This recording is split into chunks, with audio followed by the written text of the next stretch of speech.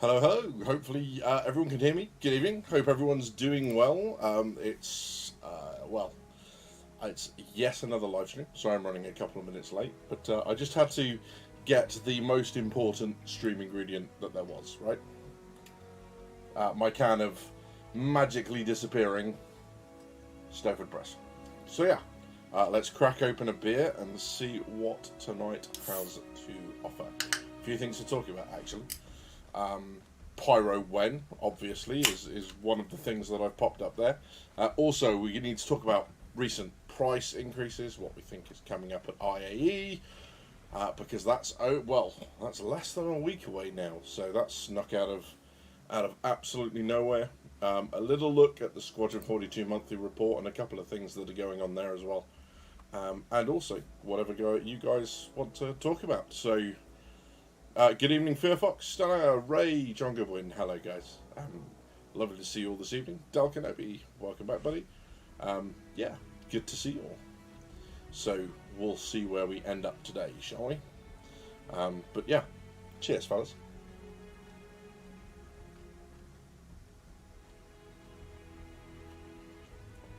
Nice. Oh, needed that, as it turned out. Oh. I'm going to be very unladylike in a minute and belch. But there you go. Okay.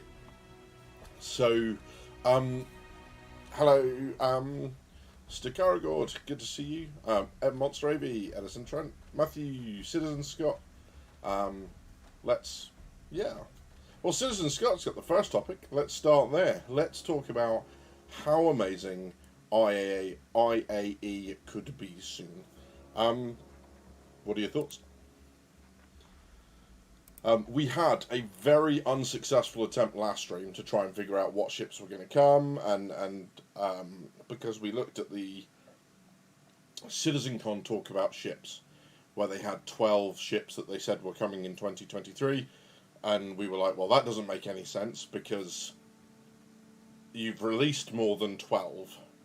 And he did say to date, which would be the day, but it's like, wait, you're going to release 12 ships between now and the end of the year? That doesn't make sense either.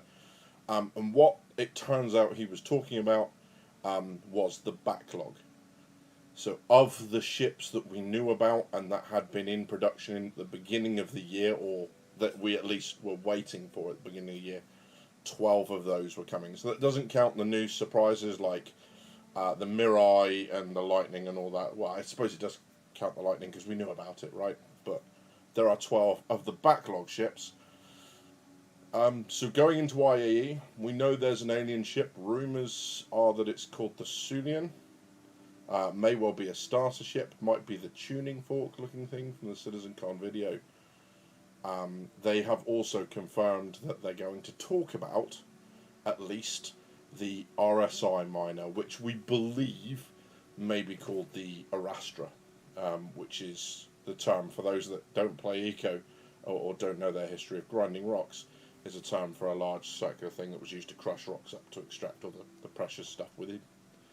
So yeah, Monster Ovi says the Fury upsize looks pretty sick. If you saw the leaks for that, seems like the ship everyone kind of wanted to fly or wanted from the Fury, stated as a long-range Vanguard competitor. Interesting. So that is the tuning fork. So do we think that's the Sulian then? That'd be interesting if it is. So I guess we will talk about it while we are here. Let me just nip over to the other screen. Ta-da! This. Prices have changed. So yeah. John Goodwin says, for price increases, the Polaris is going to $800. Interesting. Just like the Caracal BMM, when being actively worked on and talked about, it will get a $50 price bump every IE in Invictus until it's launched. Where's that come from, John? What's your source on that, buddy? Fashionably late. Hello, Notorious. Good to see you, bud. The Mirai isn't soon. That should be a real Xi'an one. Lots of things going on. While we settle that out in chat, interesting thing here is the ships have gone up. The first four have gone up a little bit. So the F7CM Super Hornet has gone up $5, as has the Connie Aquila and the Redeemer. The Connie Taurus has had a massive $10 pay jump, now to $200. Okay, and then there are two significant, really significant price increases. The Hull D, which interestingly was cheaper than the Hull C for a time, is gone up $100 to $550. RSI Orion, presumably to make space for the Arastra, has gone up $75 to $650. And obviously these effectively have already happened, so we're expecting these to be the prices that we see at IAE from the outset. What's really interesting is whether or not they do war bond CCUs to the old prices or the new prices. We don't know. It would be nice for them to give out a couple of options. Citizen Scott says, imagine IAE with actual NPCs to interact with. Instead of just reading the plaques, you can take a little guided tour of the showroom, ask some questions, etc. Yeah, or even there has been a leaked image, and I think some people have seen it in the PTU anyway, of around the Tobin Expo Centre. If you go there now in the PTU, you can see some damage and some graffiti that says "Don't buy Alien," because obviously this one is led by Gatak, which is quite a big, interesting point about what ships we're getting, right? And it says "Don't buy Alien." So wouldn't it be cool to have some actual missions and counter-espionage and identifying people in crowds and pointing them out to law enforcement or whatever? Wouldn't that be kind of cool to have something to do over and above buy more ships? Maybe I'm just wishful thinking, I don't know. Monster says, the Hull kind of surprised me. Thought it would get bumped to 500 to stop changing from the Hull C, but now you can chain from the C to D to get an easy $200 saving. Interesting. Maybe that's something to watch for, AV, that we can kind of, maybe that's something that people want to bear in mind when they're buying CCUs and stuff. They did the same thing with the BMM, says. No source, he says, just how they've operated in the past. The Carrot got a $50 price jump, IAE and Invictus, till it launched at $600, was originally $350. Yeah, certainly possible. Sorry, I'm getting notifications up at the top right because I'm going to show you a post a little later on that I've made on Spectrum about an idea that I had for a game. Big braining some gameplay stuff because it looks like they're kind of going that way anyway, which is cool. Del Kenobi, Citizen Ninja, hello buddy, good to see you. Del Kenobi says, personally I don't think the ship pricing should go up unless they're in-game, and if they're in-game, they're not until they've had a recent iterative ship pass. Yep, I can see that. I mean, the idea of the Hull D being cheaper than the Hull C is silly, but I think it kind of shows where they were at the beginning, where they didn't have that many ships, so the pricing made sense, and as they've added more and more and more, ships like the Hull C have had to creep up in price. So then it invalidates the D, and the D will invalidate the E, and so on and so forth. So yeah, an interesting one. Would be sick, said Citizen Scott, but I'm thinking baby steps, he says. Yep, no, fair enough. No, that makes sense. Sounds too cool, it will never be in, says Notorious. It's your overwhelming optimism I admire the most, my friend. That's why I love you. Also, what are they doing with the hull again? So, John, they are taking the Hull D up $100 in price from $450 to $550. So now it's more than the C. Again, makes sense. But yes, it's an awful lot for a virtual asset. Also, I wasn't aware of this post, so I could be wrong on my expectations.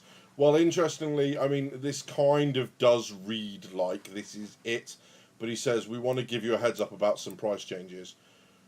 So, whether he means we want to give you a heads up about the price changes, or we're just going to show you some of the ones that are happening. Yeah, don't know. Once again, interesting writing can be interpreted multiple ways. Hull B when, says Citizen Scott. Never. No. The Hull B is a lie. Someone's going to clip that, you watch. Yeah. we'll see. It'll be interesting. I think that's kind of where they're gonna go for now. Yeah, so we know we're gonna get something like the Sulian. We're going to get the Arastra. It's likely that we'll get something like the X1s or the little other hover bikes that were shown off at CitizenCon. There's also an interesting either Crusader or maybe Aegis looking starter ship, maybe even RSI given the way its cockpit is shaped. So we'll find out. But there's a fair amount that will come, and of course, CIG haven't had the best year for ship sales, so it's likely that we might get a little bit more in terms of ships than previous IAEs. Of course, they might just spoof us all and just go with the normal. But that's what we're looking at for IAE right now. Okay. I'm still hoping we're going to get something Polaris size, said Edison, but low chance. Yeah, I think you're right. I think what's really interesting is when they talked about capital ships and subcaps, they're going to work on them as a family. So the RSI line is an obvious choice because you've got, although the Orion is not part of the lineup that they're working on, you've got the Orion, you've got the Galaxy, you've got the Perseus, you've got the Polaris, there's the Arastra, the large miner, and they said that what they're going to do is they're going to work on them all together and kind of remove some of the time, because when people are in the flow of that design language, they can reuse assets. They're already, they don't have to get a feel for it. They're already there, so they're going to work on that lineup. The interesting question becomes, where are they going next? So once they've released that stuff, what's next? Because there aren't really other families that have a long line of ready-to-go capital ships, unless you want to look at MISC. So the whole D Hully, the Endeavour, are potentially a way they could go, and of course they could lump the B in with that as well. I know it's not a big ship, but whilst you're working on the others, why wouldn't you? Especially seeing as they've done the lion's share of the work, which is figuring out how the spindles were going to open and unlock. Because you just cut and paste that onto the other ships, right? You just do it bigger. So yes, that'll be interesting. Maybe we start to see some concepts for other ships. So everyone's been talking about an Anvil capital since forever. Maybe we get something in the Anvil lineup. Maybe they add to those ships. Obviously, Drake have a capital that we are waiting on. So the Kraken. So maybe they start going down that line.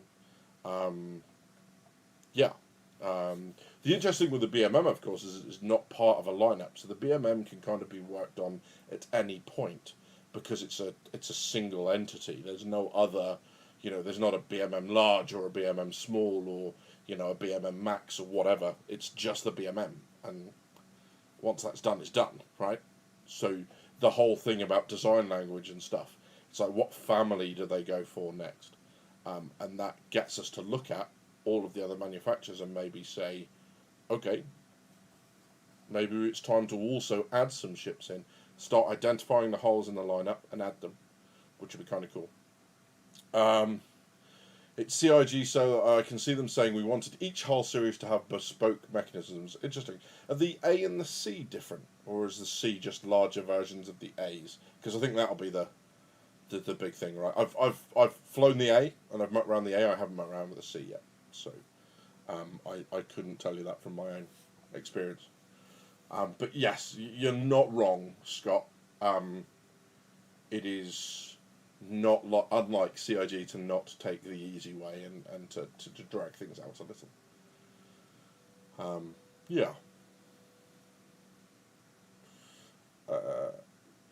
So I guess we'll see.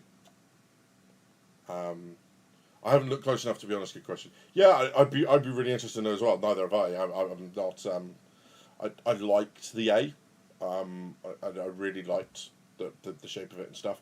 The C for me is going too big, both in terms of money but also in terms of just how much cargo it'll carry. I can't see myself being that interested in big ship cargo that I want to get something of that size. Hull C's different because of the internals, says Stakaragoid. Interesting. So that the spindles open differently, do they? Or are they just longer? That's an interesting one. Do let me know if the music gets a little loud, or similarly if it's not loud enough. Just let me know in chat. AV says, kind of hoping they will go either Argo or Consolidated Outland, rather, to flesh out some of their ships. They don't really have them there currently, much there currently. No, you're right, mate.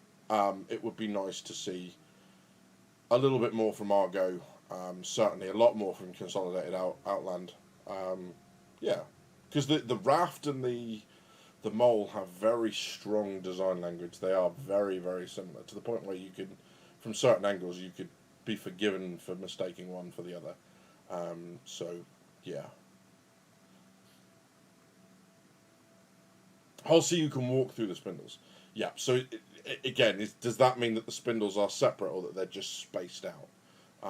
Do they unfold in the same way? Because if they do, that's a really strong indicator for the D and the E that it'll work the same way. Fearfox says the Pioneer would make sense with base building. It really, really would. So what other large ships could Consolidated give us?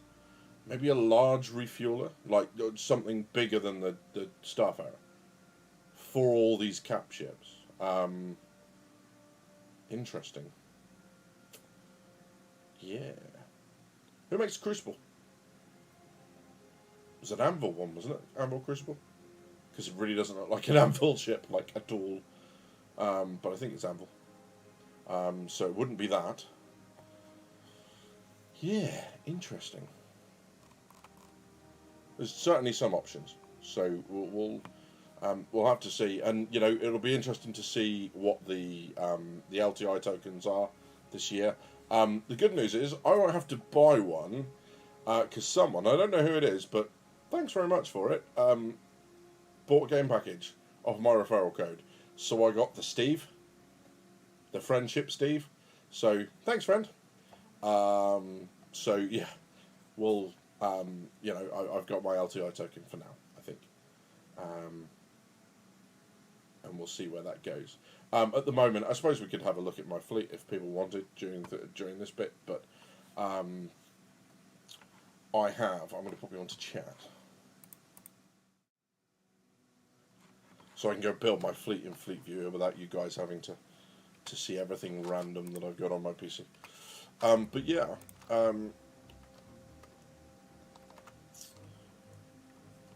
a lot of my stuff is built up in an early it's at early stages of fleet builds and the like, so it's not I don't have the big ships sorted yet, but my first chain takes me up to Reclaim of some really interesting stepping up points. AV says, I think if they're going printing for construction, the Pioneer might end up doing the crafting manufacturing as well. Interesting. Hull A is the odd one out. Hull C, you walk through the pipe, cargo spindles are attached like a corridor to reach the engineering section. Yes, yeah, absolutely. Yeah, I just wonder whether, because obviously if they're having to go bespoke spindles for each ship, that will slow things down. If they know the spindles and it just comes down to how big the spindles are, and how to do the rest of the ship, that will dramatically speed things up. But we also know, of course, that the Endeavour they've set up until now won't be handled until very, very late on in the process because of how different a ship it is. So yeah. AV says, of course, how crafting is supposed to work is all strange to me.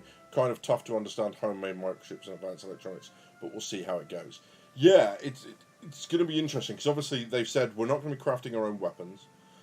We're not going to be crafting manufacturer-made stuff, so we're not going to be crafting missiles and things like that.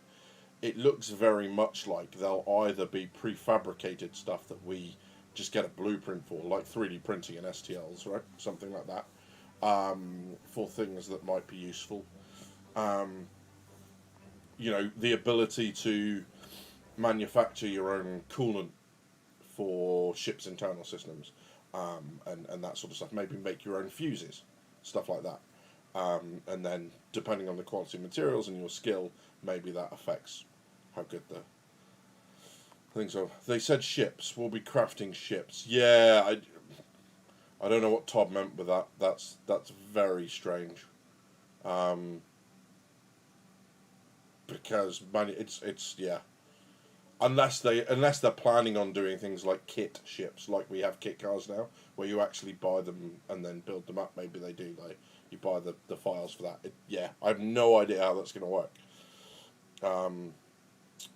Stickargord says Endeavour will become much larger. Yeah, I mean, I know Astropub, Paul from the Astropub, reckons it's going to be up there with the Bengal in size. And I mean, I don't know how true that is, but it's certainly going to be big, and much bigger than they've got it at the moment.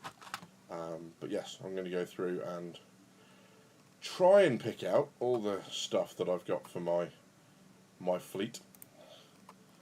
God, I can't remember now. What have I got? Can help me? Is Can here help me? What's my fleet? I don't remember. Something beginning with P. Someone help me out. There was a ship called beginning with P in my fleet. I can't quite remember. I don't remember.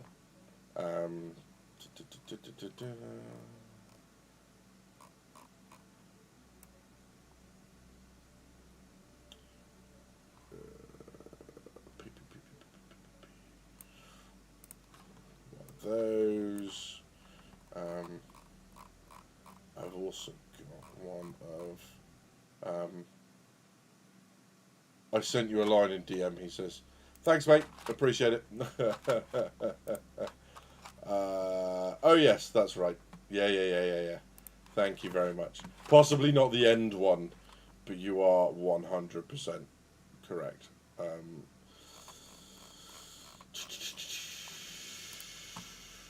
One of those, and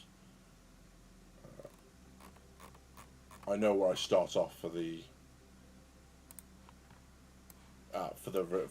reclaimer. So yeah.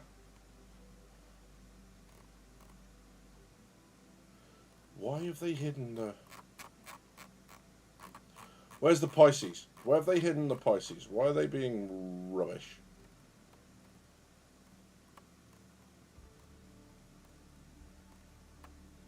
Ah, there you go. They've started with a C8, of course. Of course they have. Rubbish. Right. Click. Let's scoot you back across, and we'll have a look. So this is pretty much where we are with my fleet. At the moment, it's itsy bitsy. I know it's nothing like some of the whales. Just borrow a javelin from Algrid. Do you know what? I keep saying that to him. I keep saying, Algrid, if you're not keen about the big ship combat, I could always take a javelin off your hands. Funnily enough, he's never taken me up on it. I don't think. The Poliberator, says Citizen Scott. Oh, this close to getting yeeted. The Precious, says Citizen Ninja. Absolutely. Polaris, says Matthew, who's about to get kicked out of Discord. The Pauline, said my arch. Hello, my arch. Good to see you, buddy. Yeah, so what's really cool here is the Hawk is the start of a line of stuff that's going to take me up to the Reclaimer. But the idea is that I have a couple of stepping off points. So I have a stepping off point for the Vulcan. I have a stepping off point for the Apollo Medevac, both of which I'm massively excited for. Just can't wait. Vulcan, because I think I'm going to really enjoy that sort of gameplay. And one... that's a Steve I've just put in, by the way, the STV. And yeah, I think that's it. And there is a PTV in there as well. No, my computer's a beastie. Go away. Okay, so that's where we are. So yeah, the Hawk's going to step off at either the Vulcan for repair gameplay with the drones. I really like that idea. I don't hear a lot of people talking about it, so I'm kind of expecting to be a very necessary kind of role, especially in the early days. So rearm, repair, refuel. I like that notion. I think that's going to be good fun. The Apollo medevac, because I really enjoy the whole combat search and rescue, and that's what the medevac is, right? It's designed to go in immediately after a conflict or in a dying stage of a big conflict and go use its drones to go and grab all of the downed pilots. So the pilots who've ejected, to go pick them up, recover them, make sure they're safe. Like that idea, I think it's really cool. And then obviously up to the Reclaimer, and the Reclaimer just because it's beastie. Do you know one of the first times I really got to admire the Reclaimer? It was when at IAE, when it was in Area 18. Who remembers? Let me know in chat. Do you remember, were you here for Area 18, Arc Corps, IAE, right? I remember walking into the hall, and you came in and you kind of walked down 2 platforms, and there was whatever the new hotness was, and then you'd walk down again onto the main show floor, and it would open out in like a T shape, right? And you were walking up the base of the T. And I remember looking up and going, holy cow, that is not the ceiling, that's a Reclaimer. And just, you know, it's a beautiful moment, because normally we get so used to playing the game that when you jump into a Hammerhead, you jump into a Reclaimer, you jump into an 890 jump, very quickly you become used to the scale, and it's bleh. Running around on foot and then suddenly realizing that this thing that I'm running under is not the building that I'm in, it's a ship, was just one of those. The scale of the game just reached out of the screen, slapped me across the face, and then retracted, and I was, holy cow, that's a ship. So yeah, I love the idea of having a small crew like that in a big ship, sat around the table, hopefully no chestburster, but, you know, Star Citizen, right? It's probably just a bug. But yeah, I love the idea of running that sort of crew, everyone knowing their role, someone's working on the drones, someone else is dragging stuff in, the claw operator's chomping on stuff, the hull scrapers are hull scraping. I just love it. I think that's a really, really cool thing. John Goodwin and Matthew both wondering about the Apollo and where that lands. We'll have a look at that in a sec, shall we? It's quite cool. The Orion price increase helped with my Perseus CCU chain. So Citizen in, no, one gap left to close after that. Should be 270 melt value when the chain is complete. Mate, nice. That's really cool. I'm pleased for you. Let me know when you get the Perseus. And I will let you know how we're going to do it when the Perseus gets into the game. We will go and get a mass Perseus fleet and just go terrorize a server. It'll be great. I don't normally do pirate gameplay, but I can just imagine the look on some people's faces when X number of Perseuses drop out of Quantum right next to them and just start railing everything. Can't wait. It's going to be great. Pyro is not going to know what's hit it. It's going to be awesome. AV says, rather curious how the resource management stuff will hit the Reclaimer. Currently works great with just a handful of people, hoping it stays good with low crew. Yeah, absolutely. Citizen Ninja says, I love the Perseus, but $675 was too much. Mate, I'm with you 100%. There are loads of ships that I want to end up owning. So at the end of it, I want the Reclaimer and the Apollo and the Vulcan. Could be tempted into a Polaris. I mean, who doesn't want a Javelin? But I'm hoping to do that with referrals. Yeah, fat chance, right? There are so many ships I want to own, including the Lightning. You'll notice the Lightning is absent because I'm just going to go earn it in Squadron. So for those that have bought it, great. I'm really glad you own one. Hope you're enjoying it. Awesome. For those that, wanted to see it in Squadron, you can still get it in Squadron and go and do that stuff. But yeah, I'm just going to go and earn that through the game. Through Squadron 42 as an achievement, hopefully. Don't care whether it comes with LTI or not. I'm really not bothered. So that's the plans for the Hawk. The Perseus is evident. The Retaliator base, thanks to my sponsor, a person who has requested to remain nameless. But thank you very much. You know who you are, and you know I love you, brother. The Vulture, I quite enjoyed. I thought it was really important for gameplay as well. So, as the salvage, when the munching thing comes in, I'm going to look at putting a guide together for it and having some fun with that. We had a really fun conversation the other day about the idea that what if they added like a hanging cargo claw, like one of those arcade machines where you tried to win the stuffed toy, but have that from the pilot seat so you can pick up the material that you've and then put it onto the cargo grid like a game. That's still quite infuriating.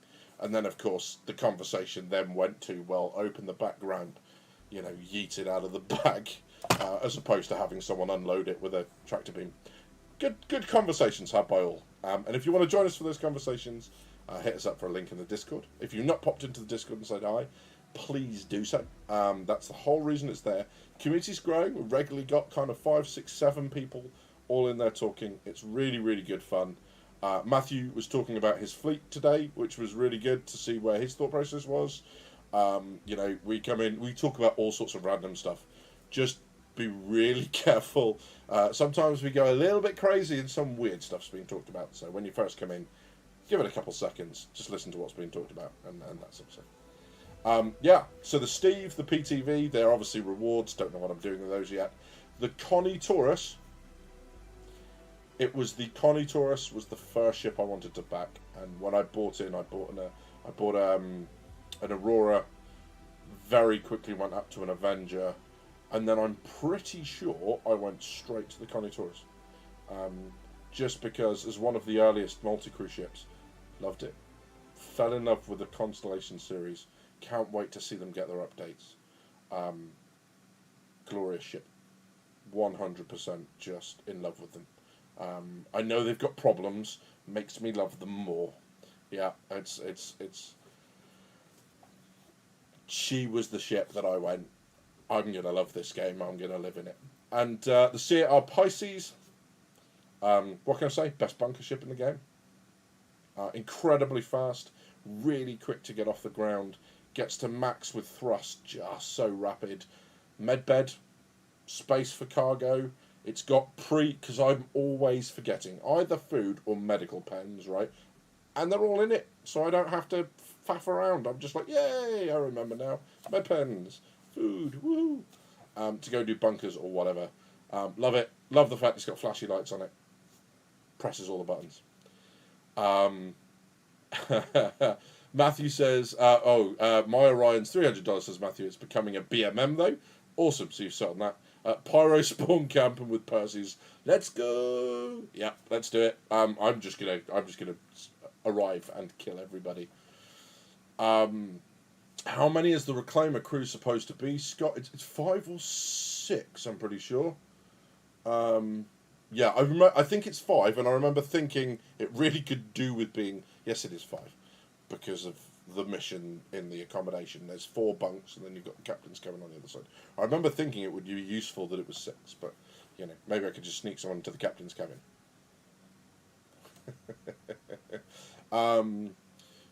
Stakara which says, which Apollo triage or medevac will there really be such a difference? So I'm going to go for the medevac because I like what they said about the role, but we'll have a look at it in a second, and we'll in fact we can kind of go and let's just move the screen a bit. So that's my fleet.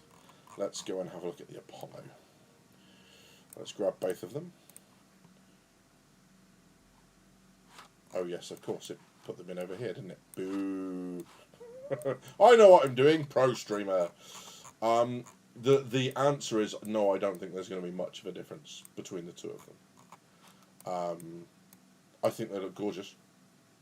I think they look 100% lush. The medevac is the one that I'm after,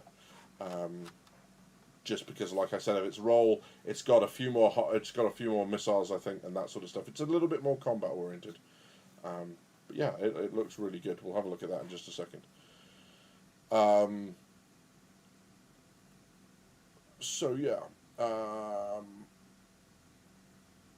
so 5, yeah. So Scott says 5 sounds like a good size. Hard to get any more people together to play regularly. Yeah, absolutely. You're talking org level for stuff like the Polaris, the Idris, obviously the Javelin. Right, this is raid level content. To put it in WoW, I like to do that because everyone's dabbled with WoW at some point, or most of us have. So you've got dungeons which are fine. You can struggle through with 4, right, and that sort of stuff, and then you've got the raid level content, and that's the organisation it's going to take. It's going to take people setting times. It's going to take people, logging on and having defined roles and all that sort of stuff. And it also means, interestingly, that to command one of those things, because that's what it will be like being a raid leader. Not everyone's going to be able to do it. Not everyone's going to be capable of it, number one, but also two, not everyone's going to want to do it. Because like World of Warcraft, I don't want to study videos to play a game. I don't want to be stressed and watching to that level where I am responsible for the progress of 10, 20 other people. I don't want that responsibility. In World of Warcraft, I might be convinced here, especially if Algrid gives me a javelin. Do you hear that, Algrid? Okay, so yeah. Susan Scott says a lot of people are ignoring the idea of multi-role gameplay on multi-crew ships. Just because you're a hull scraper doesn't mean you can't also be an engineer gunner when needed. 100%. And you want that, right? You on big ships, you want to train everyone. Like, I want, if I'm doing it and I'm used to flying the Reclaimer, what use is it me flying it? Unless it's something where you need to be really precise in flying, I need someone else to go. So that if I'm not on, or I need to step away, we can still fly it. We're not locked to our location. Same with engineering, with hull scraping. The hull scrapers should also be good with the drones. They should also know how to move cargo around, and be really proficient at that. Absolutely, mate. That's what makes me so excited about multi-crew gameplay, is that the ability for people to log on and go, hey guys, I know I do the claw all the time, but I really just want to do hull scraping. I'm tired, I just want to chill out and just move the mouse around the screen and suck stuff up. Is that alright? And that'd be great, because then everyone else knows, and, we can all help each other out, because we all want each other to have a good game, right? Apart from the murder hobos, but we don't talk about them. Fearfox says the White Apollo has more missiles and armour. Yes, yeah, that absolutely. That's the combat search and rescue vehicle. And I really like the idea of that. So the ability to go in and fight. So in space, on the surface of a planet, you would expect to use the drones, go recover people, bring them back on board. But I'd also want enough crew on there to be able to go get armed up when you've got to go into a bunker, an underground facility, to land the ship, maybe leave a drone. What I really like is the idea of these drones. Wouldn't it be cool if the drone is just a carrier for the medical bed, right? But the medical bed, the bit that it carries, clicks onto the medical bed in the ship, and it hovers, like on a graveler thing. So, imagine, your drone comes back to the ship, it's got a medical bed, with the recovered pilot on, yeah, and a bubble or a membrane around them, so that now they can breathe on their own if their suit's running low on oxygen. It detaches, goes get a new bed, and off it goes and does its next mission. Meanwhile, it's passed that into the ship.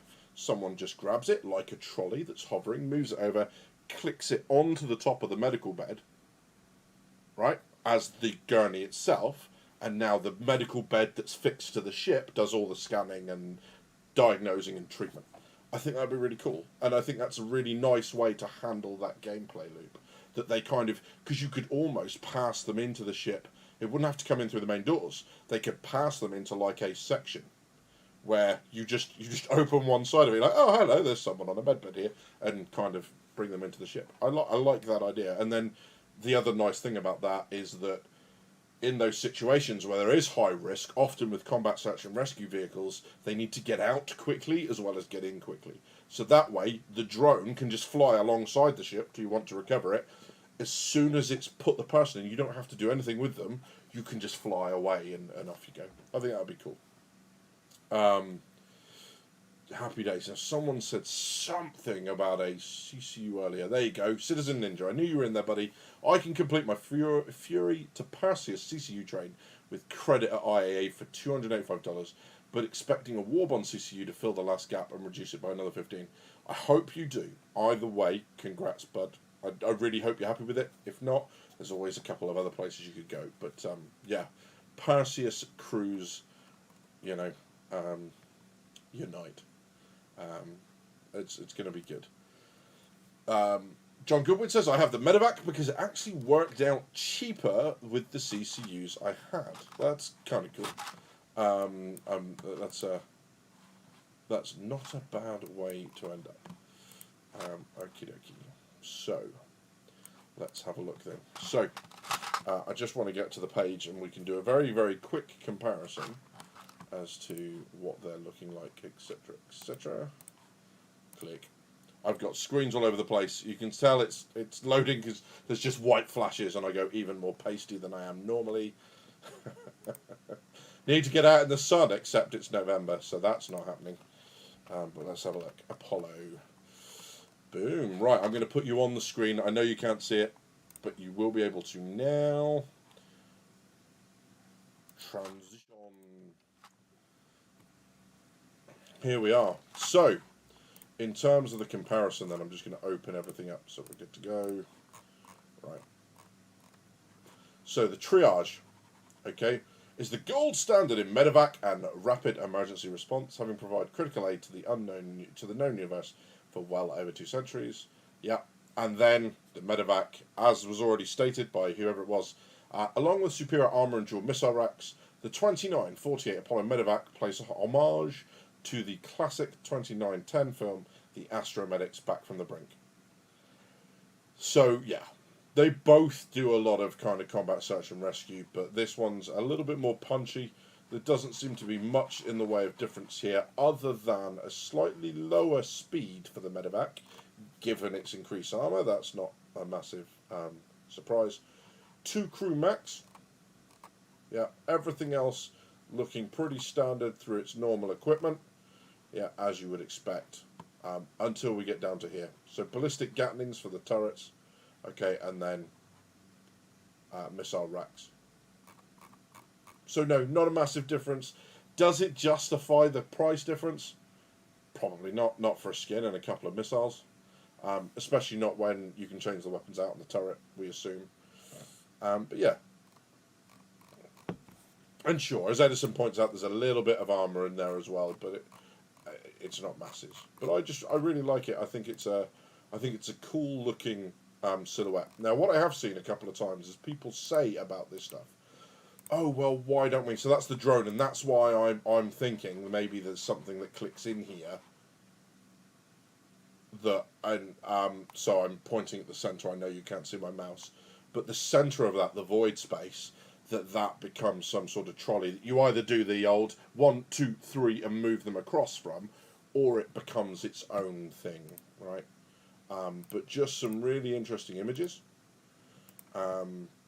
Looks pretty punchy crunchy, like it, dude, from the brochure. I hope it comes with kind of medical garments and stuff. That'd be cool. But yeah, I really like the look. I've seen a lot of people say, why don't they have a combat variant of this or here? And here's why that's a bad idea, right? And people in the Cutty Red and the CAR are going to discover this for themselves, right? It's a really bad idea to have a silhouette for a ship that is designed to be a medical and aid ship also look like a combat ship. Yeah. So although people say, well, it looks like a combat ship as it is, yes. But if people see that outline and go, that's an Apollo, and it's only ever a medical ship, then you don't risk the situation where you can have, like with the Cutty, if you can't identify it's a red early enough, you just go in and blat it, and then, lo and behold, war crimes, you've blatted a medical vehicle, right? So that'll be interesting. Matthew says, I do think it needs a docking collar. Yeah, possibly, or maybe that's the weakness of the Apollo versus the Galaxy. Avi says triage is more speed in Civi Rescue, where you're not expecting combat, or you just run from combat 100%. Why does the medevac have that black coloured area in the rear top? Let's have a look. I think that's just the skin. Are you talking about right at the top behind the turret, I assume? The unfortunate thing, let's see, can I draw on this? Am I able to? Probably not, right? Rotate, drop, shadow, No, it doesn't look like I can. No, because anytime I click, it's just whee. But I know which bit you're talking about, right? You're talking about that bit there. Possibly drone recovery, although to be honest, because there's no recessed panels or anything, it kind of just looks like a skin thing. So I don't think it's that. Yeah.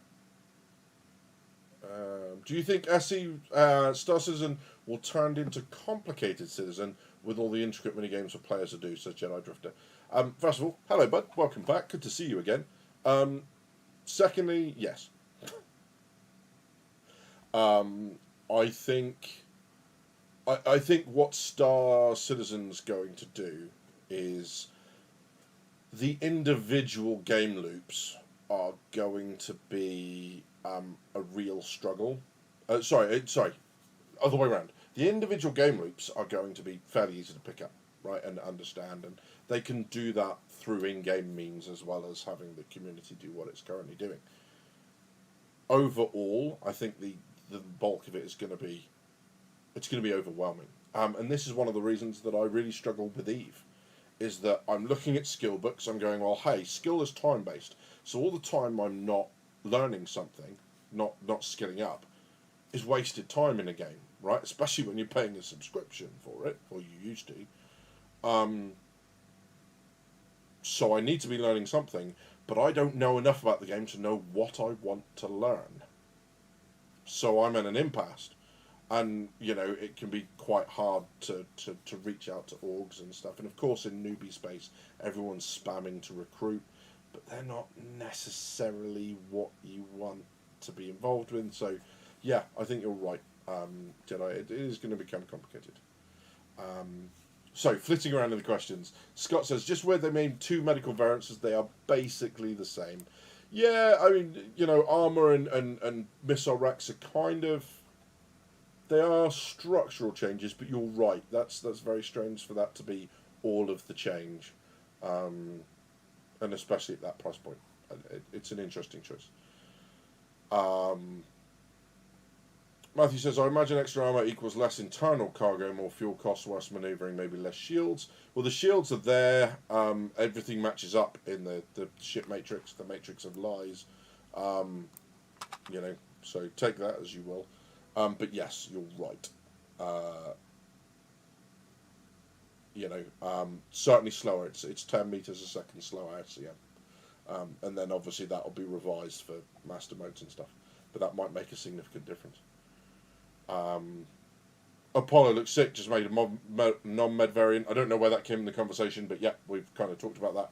I thought the drone was semi-auto. That would be... I'm hoping it is, because otherwise you've kind of got this weird... You know, it should just be able to go out and pick. It should be autonomous. That would really make this... that would really give it an edge that helps define where it is on the medical scale of things. Yeah.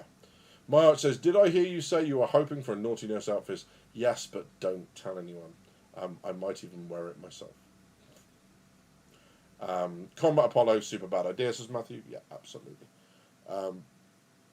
Citizen Ninja says, still undecided about how to get to my hangar. Mate, 100%. If you're not sure, don't do it. Only do it when you're sure, or, you know, when you know you've got a decent escape plan that you'd be happy with. But yeah, don't rush into anything in this game, for God's sake. Edison Trent, the beds are the same options on both Apollos. So yes, so there are two bays. I won't go find the video because it'll take me a while. But there are two bays, one either side. So there's a central corridor that runs from the rear ramp all the way up to the bridge in the what we've seen in White Box. You can change them around. So the options are 1 tier 1, 2 tier 2, or 3 tier 3 beds. So change them out as you will. It'd be interesting to see how they put that in, whether they're modules, how you change that. Do you know, where do you select that? When do you select that? But that's going to be a whole new UI. There's nothing in game that enables that at the moment. The beds are different, says Kedron. Yeah, kind of looked at that one. Apollo beds can be configured, which is nice, 100%.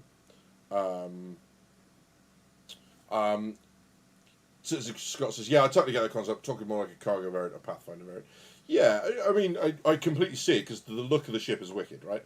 I really like it. I think it's quite cool. But it'd also be cool to get some other designs too. So yeah, it's, you know, but I 100% get that people look at it and go, ah, it looks really cool if it was only for a gameplay loop that I enjoy. So yeah, 100% with you, buddy. Matthew says no drawing. Yeah, unfortunately, I'm there going this bit with a mouse cursor that you guys can't see. So yeah, pro stream.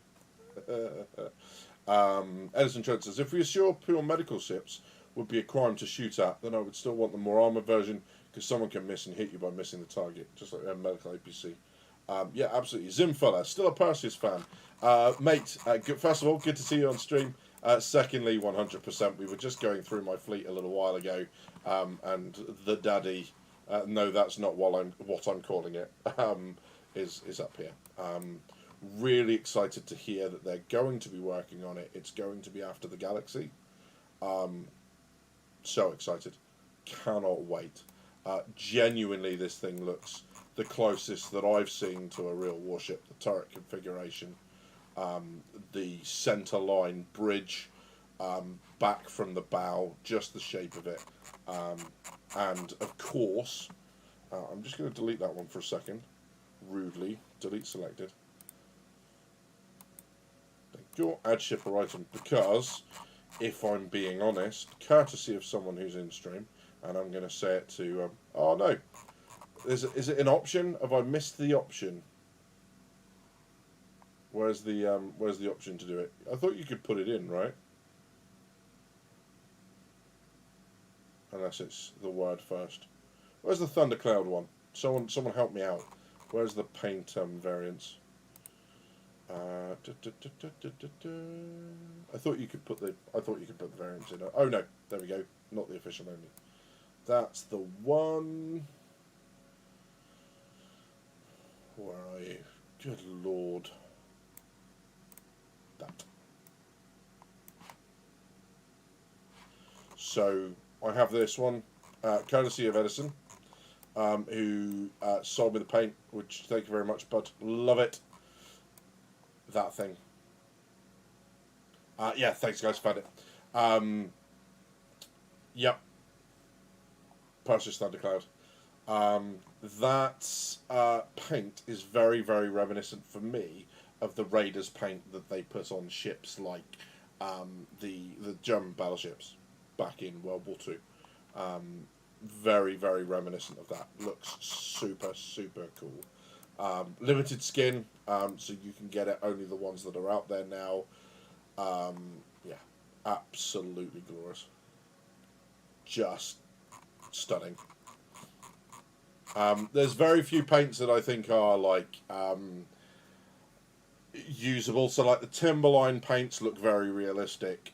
There's a couple of like the hazard paints for the industrial ships look very realistic. Obviously the purple one that's coming out for IAE, whilst it's cool, is not massively functional. This one is just Yep, 100%. Prefer the stock paint, says Matthew. That's right, I want to boot you out of Discord, you monster. Zimfella says, look great. Yeah, 100%. The Perseus paired with the Retaliator will strike fear into a wall. Looks good. How's it fly? Like a brick at the moment, mate. It doesn't. But yeah, once that thing's out, this one, my one, was crowdfunding, which is really cool. People came together to get it for me, using various CCUs and stuff. So just blown away when it happened, and 100%. When it happens, if you do not have a Perseus, reach out, get in contact. You can come be crew on mine, or I'm sure someone else in the flotilla will let you crew theirs. But we'll get all the turrets up and running, and we'll go and break people. Wait, is it the Perseus or the Polaris? They said within 12 months. So it's the Polaris is within 12 months, Citizen Scott. So by next CitizenCon, the Polaris should be in game. They've said that the Perseus will be worked on, so they're going to work on the next RSI stuff. Polaris, Galaxy, Perseus. Which is really interesting, because the Galaxy indicates that modularity will actually be in, which is why we also saw the Retaliator base, this thing, yeah, in part of that, in that CitizenCon presentation. That yellow and kind of sepia montage of the ships where they had the boxes moving over to kind of disrupt but not really the outlines. Everything that was shown there, they've said, will be released and in our hands within 12 months from CitizenCon. So by next CitizenCon we should have all of them, including, really interestingly, the Legionnaire, and that is the other one that I really like the look of. The Legionnaire, so we've got a stepping up point at the Legionnaire as well. I think that's really interesting. Dedicated boarding ship is cool. Tally comes in the next 12 months as can. Yeah, 100. Apollo is active development. Yes, 100%.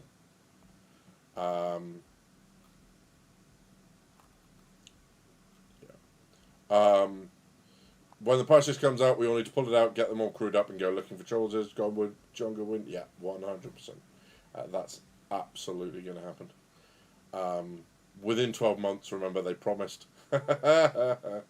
Yeah, I get your point, but, you know, I hold hope. Now that teams are beginning to move across from Squadron 42, of course they're still keeping teams in there, and it's probably a really good segue into the next bit, right? So let's have a quick transition back to just me and my beard.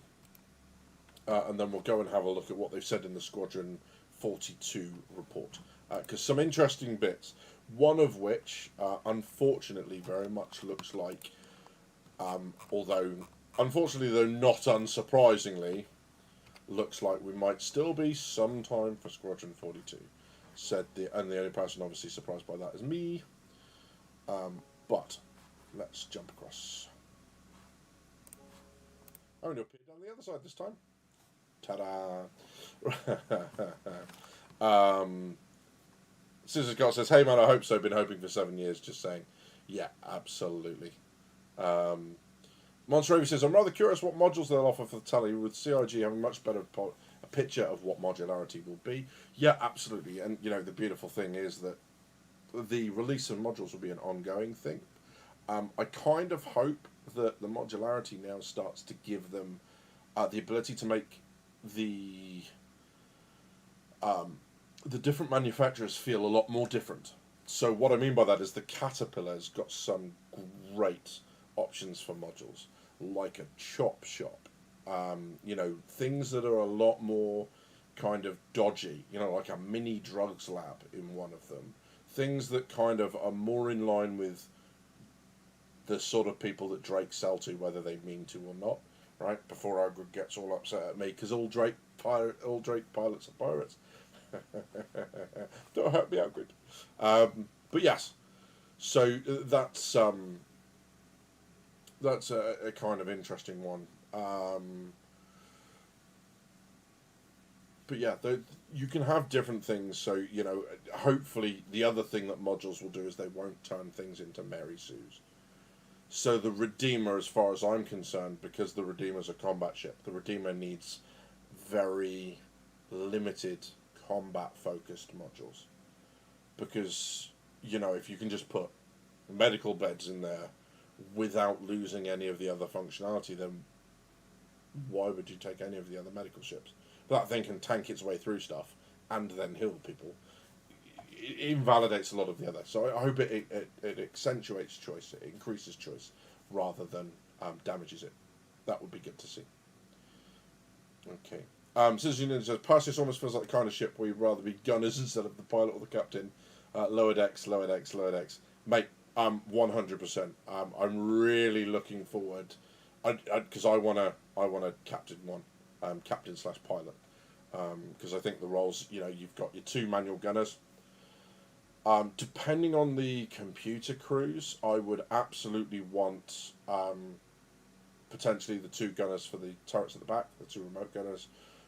That's 5, possibly 1 with 1 bladed, so someone can work in the torpedo room, and then I want an engineer running around fixing stuff, and damage control and firefighting and all that sort of good stuff. But yes, it'll be interesting to see that play out. What's also really cool is the idea of hull breaches. So we saw fire extinguishers being used from the damage controls perspective, having a hole through the ship when a ballistic comes through and penetrates, having some sort of gel, so it's exactly the same sort of container, but you spray the gel on it, hardens over the hole, and it's like a point fix, because they've got all the systems in place for it, right? But that'll be cool. Ray says, regarding the Perseus and other warships, any word if we can convert cargo space to living quarters for Marines? Some missions will need more personnel than the standard crew. Yeah, so it's going to be interesting Hello, Sunny Boy. Sorry, I missed your question, bud. First of all, good to see you on stream. I'll come back to you in just a second. It would be interesting because, like, the idea of camp beds, fold-out beds, right? Military is so used to them. The amount of nights I've spent on camp beds, even in warships, right? You go and you go onto a warship for a couple of days as part of an inspection or whatever. You end up in some power room. Like I slept in the amount of times I've slept in the Harpoon power room on a 23 on a metal build-up camp bed. I don't want to think about it. I'm getting flashbacks. But yes, that sort of stuff. One of the struggles with that in Star Citizen is they've said that having massively over the number of crew that you have is going to adversely affect your life support. So life support can support up to a number of people on board, otherwise you start burning through your supplies or maybe even run out of oxygen, which is why medical ships, the dedicated ones, are going to be important, because obviously they're going to have a lot more life support than just their crew, because you're potentially going to have med beds full of people. So you would expect the Apollo, for example, 2 crew, but potentially 6 Type 3 medical beds. So 8 life support to comfortably support 8 people. So yes, it'll be interesting to see, and obviously ships that are designed to move people around, like the Valkyrie and that sort of stuff, will obviously have much more oomphy, if that's even a word. Is oomphy a word? Yeah, let's go with oomphy. Oomphy kind of life support. So yeah, Sunny Boy says, what Retaliator modules are you interested in? I mean, obviously we've got the cargo one, right? But I think the thing with the Retaliator is you can afford to go a lot wider with the modules that it has, because if you've got modules in, you've got no torpedo base. So it's not a combat ship without the modules. It's a long ship with a couple of turrets, undergunned turrets, some would argue, but it's a long ship with a couple of turrets that doesn't have a function. So you can afford to go slightly wider with that. But yeah, I think, again, going medical might be a bad idea. I think medical modules in general maybe not, because we've got lots of dedicated stuff and it just invalidates them. I don't know. I'd be interested in something that maybe data, involved in data, or maybe reconnaissance, because that would make sense, right? If you've got retaliators, but obviously torpedoes are an issue for, I think, 1, they're expensive, 2, they take up a lot of space, 3, they're a risk to have on big ships, they are a risk to store. So you don't want too many of them on board. So you could have retaliators on board, and even if you had the ability on something like a Bengal to switch out the modules, you could then repurpose your retaliators into dropships, reconnaissance, transport, that sort of stuff. So yeah, lots of things you could do with it. But I'm just keen to see what they do. John Crews leaves the team. John Crew, leaves the team. All teams stop production. Here's a new cutter variant. Rude. Walter White RV module, says Citizen Scott. Yeah, 100% mobile meth lab. Let's do it. I've just been demonetized for saying that. Oh well, YouTube can't take a joke. But yes, exactly that. Apollo medbay, new arm. Drake medbay, Terminator arm. Yeah. Some couple of sticks held together with some duct tape and a spring. Yeah, absolutely. People will riot if the cat loses it, 100%. Citizen Ninja, yeah, swapping roles with crew will be the best way to train up and experience all aspects of multi-cruise ship gameplay. Yeah, it gives people the options. It means that when you're on with your friends, just because friend number one is not online, you can't do what you want to do. It keeps everyone interested. Everyone gets a chance of doing stuff. It's the best way to do it. Math lab, yes, mathematics, like counting numbers. Um, is that not helping? No. Oops. Vanguard's meant to be modular too. Yep. Vanguard, Redeemer, Retaliator. Can I put a question mark? Galaxy. Yeah, there's lots that is going to be modular. It looks very much like the Avengers going to end up being modular. They've sold the Warlock and the Avenger Titan, and all that sort of stuff. But that looks like it's a modular thing, right? I mean, you can't even climb the ladder in the cat. I think it's going to wait till it gets completely rewrapped. Then it's module hype. Cities, says Citizen Scott. Yeah, absolutely. Being able to detach the cockpit module. The cat's going to become really popular when the modularity comes in. Monster Raven says Vanguards were modular until they made them different sizes and then very limited swaps. Again, combat-based ships, limited modules makes sense. Yeah, Avenger, exactly that, Citizen Scott. Sorry, I didn't see that, but yes, you're entirely correct. They've said it's modular about so many ships. Yeah, 100%. Cool. I wonder if you hire AI crew, they could turn on the player and try to steal the ship. Possibly, Matthew. I think there's certainly a chance of them walk off the job if you're not paying them or you're not, treating them well, or they've got like not having enough food and drink. Certainly, that can happen. So let's have a look then in just a moment at what I put on Spectrum, because putting stuff on Spectrum is a bad idea. I normally warn people off. I'm forever giving Edison gnaws about don't go onto Spectrum. It'll make you stupid.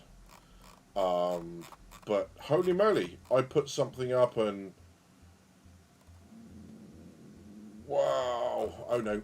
It's alright, it's okay. No, I was reading entirely the wrong thing. I was like, whoa, that's a lot of replies. But no, it's not.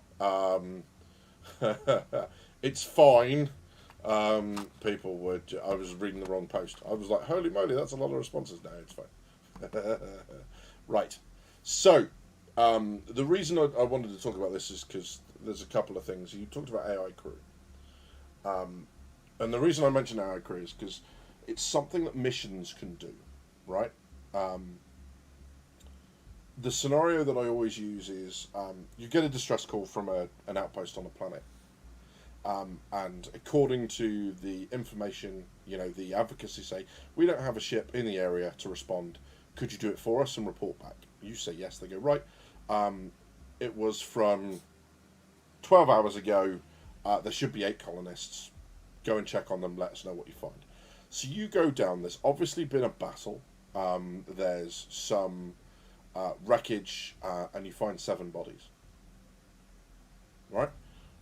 Your choice. Now, what do you do? Right? And the game goes, okay, what do you want to do now? You've got some choices. You can go, right, I'm going to find the 8th person, or I don't want to find the 8th person, I can't be bothered. So what I'm going to do is go and just tell them, we found an attack, everyone's dead, can't help anyone, you're over to you. Or you go, yes, and now I claim salvage rights, I'm going to take whatever's here, with me, or whatever, right? So, fine, okay, great. So you decide that you're going to try and find the 8th person, and as you're looking around, you find him, he's hiding it's a young lad, he's hiding in a cabinet, right? And he says that they were attacked by the Vandal. Right? And now it goes, okay, now what do you want to do? Report it back? Do you want to take him with you and drop him off? Do you want to kill him and say there were 8 casualties? Like, what do you want to do? And one of the options is you get a little bit rough with him and try and get the truth out of him. So you do. right? And it turns out that he was a criminal that was put in with these colonists by a local gang, right? And he was told to signal them to come and attack when things were ripe for the taking. The criminals were going to come and steal all their stuff. So he ends up falling in love with one of the colonists, all told through just him telling you, right? She spurns him, he calls in the attack, and as the pirates come to arrive, the Vandal turn up, just a raiding party. So the other pirates run away, and he says, I'll give you the location of their base. They left us all to die. I thought they were going to save us. I want revenge on them. So you agree to it, you go to the base, and of course at any point in this, you can step off or do other things. You could hand him over to the advocacy for what he's done. You could let him go. You could just shoot him through the head on the spot. Whatever you want to do with him, right? But you go off and you go to the pirate camp and you kill the pirates. You report it all back to the advocacy. This AI character now says to you, you gave me a chance when I thought you were just going to hand me over to the advocacy. I want to work for you. And you say yes or no, and if you say no, he's like, if you ever need me, just contact me, tell me what the contract is, I'll come and work for you. And so you take him onto your ship. And maybe at his bunk, there's a photo of him and this girl that didn't make it through the attack. And every so often, when you walk around your ship, you hear him say something like, thank you for what you did for me, or, do you know, I still think about her, or, I had a dream last night about the attack, it was bad. Because all of a sudden, the AIs have stories, and they're engaging, and, you know, you have those stories, and maybe that happens once in a blue moon, right? Maybe, you know, the game now goes, right, the ability for you to get a quest that gives you an NPC is on cooldown, and that cooldown is 3 months long. Possible, right? But there's loads of stuff like that, which would be cool. The other thing that I put into the game here, a little bit more serious, because I've kind of killed you. I don't know if I've put you all to sleep, but chat, stop responding to me. Let me know if you're still alive. Is this. So I put on this on Spectrum. Okay, so under the post, under Make Badges, was the idea of removing coordinates from the new star map. Okay, and the reason I said that that was a good idea in here is, if the coordinates are in the star map, let's say we're out exploring, we're in our Pioneer, and we find a really rich mineral vein. We find it, and now we want to get it back to the rest of our org, so they could come with a Pioneer, set up extractors, all this sort of stuff, right? Now, if you've still got the coordinates that are in the bottom of the star map that they showed, all I've got to do is jump into my organization's Discord and go, hi, yeah, we're on the planet Blur in the Nix system, right? And on this planet, coordinates 38.92, 59.0, 10.55. I found a really rich laranite vein. Keep us here for months. That's rubbish, because I didn't use the game to tell anyone that. It was just that. Now, what if they took that off? So I create a marker on it, and with my crew, we're all within, say, 10, 20 kilometres. I, on my mobile glass, go, found it, here we go. Here's the marker. They get it, it sends it to my ship. Now, the guy on the ship can go, right, I can use the computer now to send this to my org's computer. Transmit it across space. But if I do, it can be intercepted, hacked, and translated. So now data running means something. Or maybe we upload it into the Herald that's sat in the Pioneer's vehicle bay, in its hangar, and the Herald runs it back physically to wherever our org base is, uploads it to the org mainframe. Because they've already shown us that on the computers in there, for one of the missions, we had to run up to a terminal, download the map with the updated coordinates onto our mobiGlass. So map trading is already in a very basic form in the game, or in that side, and planned to be in the game, right? It's not in the game now. But now, all that data has a thing. Now, you can't do that with people's voices. You can't do that with our text chat, right? Because you just can't do it. You know, what happens if I'm using the game to talk to someone about something personal, and someone intercepts that data and translates it? That's not on, right? You just can't do that. But game things like coordinates, locations that you found, all that sort of stuff, that is 100% possible. It also means that exploration now has a point. You don't have to explore new locations. You can just go round planets, flying around, finding different locations in a system. People who are local to a system will have much more detailed maps, meaning local guides are a thing, and it makes sense. Why would that space trucker who's flying around have as much information as the person who only operates in Stanton, Nix, and Pyro? So local guides become a thing, and I think that's a really, really nice idea. It makes cargo running more important, and it makes it something different than just, hey, I've got a box full of stuff, and instead of Laranite, it's encrypted communications. Yeah, and instead of me delivering a box, I deliver something that looks like a crypto key. Now, when an organization finds a downed javelin, right, which is one of the things they've said that we'll do, that you can rebuild on the ground, take over and use for your own. Yeah, it's some of the really big ships, it's going to be the only way we can own them. Now, what are you doing with that data? You going to fly it with a fleet back to your org computer so the rest of the org knows where to go? Or are you going to transmit it so they get there quicker, but there's a higher risk of transmission, of it being intercepted? You see? And it fits in lovely with everything CIG has said about giving people choice, and, you know, everything's got pros and cons, and it also makes data running, and as far as I'm aware, it's the only game that would do anything remotely like this. But so easy to do, because what you're doing is taking a little bit of information around away from the player, so they have to use in-game mechanics and not cheat it by just jumping on Discord or getting my mobile going, here's the location, just turn up here. Which is not gameplay at all. So yeah, that'll be quite cool. But yes, we'll see. It sounds killer, but can they really do that in this game? Like how they offer that to every player and cycle it? Yeah, absolutely, Sister Scott. I mean, so they've got a lot of missions that are going to run on kind of the modular system. This would obviously fall under the handcrafted content, and they would need an awful lot of it. But, you know, maybe it doesn't need to be quite as detailed as that.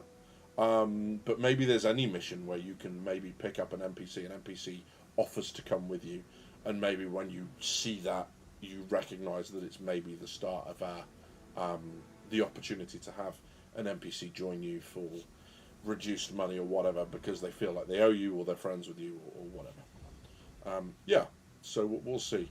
Nav markers will also help captains chart courses for NPC to follow. Yeah, absolutely. I mean, there's so many problems with having coordinates on screen. What if I'm a what if I'm a streamer? What's going on? Who am I? Why are all those people in my YouTube channel? But what if I'm on stream and I accidentally open my map at the base that I've hidden in the middle of nowhere? And that happens. Now everybody knows exactly where I am, and I can get punked, right? There's so much stuff, whereas what you can do now is I could put a quantum beacon at my base that's inactive, so I sit in my ship with my Moby glass, send a signal to it, and go, just activate for 30 seconds, will you? Long enough for me to align to it and fly down to it. Now I can keep locations secret. Now I can sell a map to people. People can come up to me and go, hey, Badgers, you've been in this system for ages. You must have a really good map. I was like, yeah, I've got over 300 locations in this system. It's yours for 250,000 credits. Or whatever, right? Trading maps, trading locations, it becomes this whole thing, and data running's just written itself. All because you removed coordinates from the screen. But we'll see. So let's have a look at a couple of things what to say. The problem here is that failing to include basic expected function in an in-game tool for the purpose of preventing out-of-band communication only exacerbates the development of third-party tools. Examples. Current deficiencies in the map lead to the development of that. Lack of descriptive... Yeah, okay. What you're arguing about is similar to the criticism pertaining to the FPS ping function. Basically, it's a variation on wall hacks you see in every other game. Point is, CIG have to live in reality. If they don't give every player a wall hack, then some players are going to choose to cheat and make one. So instead of trying to fight that battle, they've made it completely irrelevant by giving everyone a wall hack. Otherwise, they'd be in the same position as Tarkov. Would it be great if CIG could design a closed system that really sucked you into the motion of the game? Sure, but that's not feasible. CIG needs to embrace the fact that they can't get away from those third-party tools and do as much as they can to implement them into the game. This is a variation on the success that Netflix hit on that ultimately shrank the Pirate Bay into relevancy. Make the supported solution easier or better than the cheat, and people will adopt the supported solution. So the takeaway should be that CIG build a real-time replica of the star map with a supported ability to share coordinates and live data that's accessible from Spectrum with a special supported user Discord integration. No. Like, absolutely not. Arguing that people will go and get hacks, so you should integrate the hacks into the game, is a really interesting argument that doesn't hold any water. Also, the idea of current deficiencies in the map. Yes, it's being developed. Lack of descriptive data pertaining to ship and FPS scribbling. Yes, because it's being developed. Lack of night vision led to an adaptation from Reshadow. Yes, because it's being developed. Right? What I'm talking about is a final iteration of that stuff. What they're talking about is... what he's talking about is right now. Are we always going to need that adaptation from Reshader? No, because they're going to implement night vision, right? I don't understand the point. Hiding the data seems to just create a have versus have not cluster of people willing to utilise third-party systems. Same thing can be seen through other MMO lifespans. Mod is created to provide some data. That data becomes part of the default UI in later patches, not because it makes the game better, because it enables all players to know that Mamrik's wife is there, not just those with the mods, thus alleviating the divided community. With the sophistication we are now seeing in screen scrapers and whatnot, that don't even need to run on the same system the program they're analysing, I think it's just a waste of time to try and mystify the information, especially when wikis crop up before games are even live. What data runners should be selling is information of opportunity. Interesting and valuable locations will all be sussed out rather quickly anyway. If they're static, should be something like, I just picked up the signal of a whole D streaking towards X location and carrying Y cargo. Who wants to buy the endpoint location data from me? The problem is that it assumes that everything of this is going to be instant, right? So, you know, I've seen a ship quantuming from Stanton to New Babbage. It actually gives you a remarkably small window of time to do anything like get in the way. And the problem is, all you're talking about is position of jump to jump, right? So the best you're going to do, the very best, is I've seen someone going from this jump gate to this jump gate, so maybe you'll catch them in between or on the other side. And jump gates are incredibly well defended, so we're led to believe, right? Most of them. So again, I see what he's saying, and I get it, right? People can develop third-party software that reads the game system and does that sort of stuff, and that's fine. But people also develop aimbots, so we shouldn't all have aimbots. What you do is you target that mod and you ban people that use it. They'll get the message, especially when their accounts are full of $1,000 fucking worth of ships. Yeah, exactly what Citizen Scott said. Monster AV, while try to respond, won't let me post on it, lol. Well, that's just rude. Don't know why it's doing that. What if they might make the map system take space in your computer servers? So a general map of a few systems, a more accurate map of a single system. Yeah, possibly. I mean, it makes sense, doesn't it? You go into a system and the jump gate transmit you information. It's like, hey, just like a road traffic sign thing would do on a motorway or an interstate. It's like, hey, here's the major landing zones, here's the rest stops, here's the stations. good luck, right? And then it becomes, I don't know why, I've got other stuff playing. Stop doing that. That's rubbish. Oh, that's bright. So yeah, but the small locations, like the location of a really good pub for lunch or whatever, that's not obvious. That's something you need to go and speak to locals about. So I quite like that. Monterey says, or a very detailed map of a planet, moons, or maybe have certain ships. Yeah, and you might get organisations like someone creates the organisation of cartographers, and they go around and get really detailed maps, and just give them away for free as like, hey, we don't believe this information should be traded on. We believe everyone should know where everything is. Great, good luck funding that. Jello Drifter says the MSR might intercept the transmission. Nav markers will also help captains chart courses for embassy points to Apollo. Yes. I meant on the charting map tables, large ships like the Caracan 400i, it wouldn't be broadcasted. Yeah, absolutely. And we are going to be able to create markers, so how they implement that. But it's certainly a possibility. The point they're making is CIG can't stop people hacking cheating, so just make the in-game, make the hack pointless. Honestly, I'd say there's something of a point, but I also don't agree.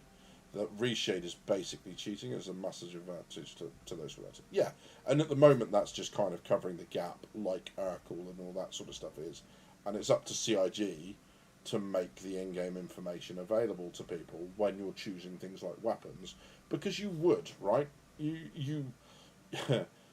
you don't buy for example, you don't buy a gun in real life and not know what ammo it takes, so therefore you don't know how effective it's going to be against whatever it is you're shooting.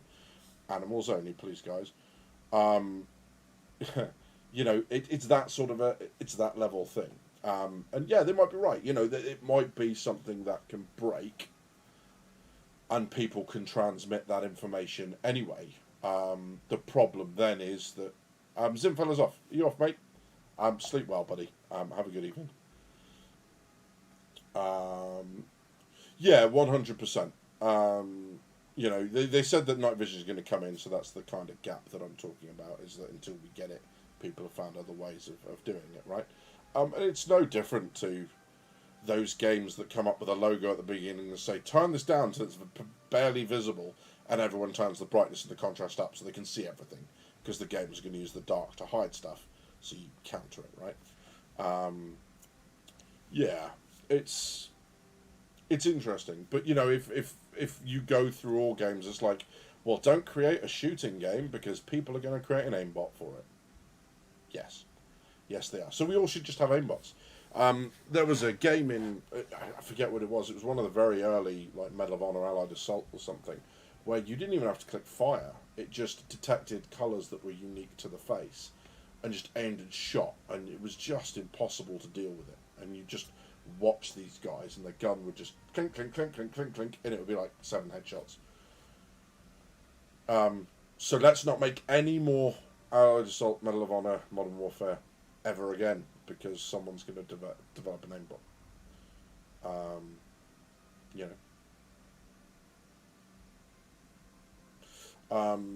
The other way to do it potentially is to make it algorithmic, because everything's moving and rotating in the game, or it will be when stuff is orbiting, and that potentially make everything algorithmic, because then people have to decipher an algorithm. I don't know.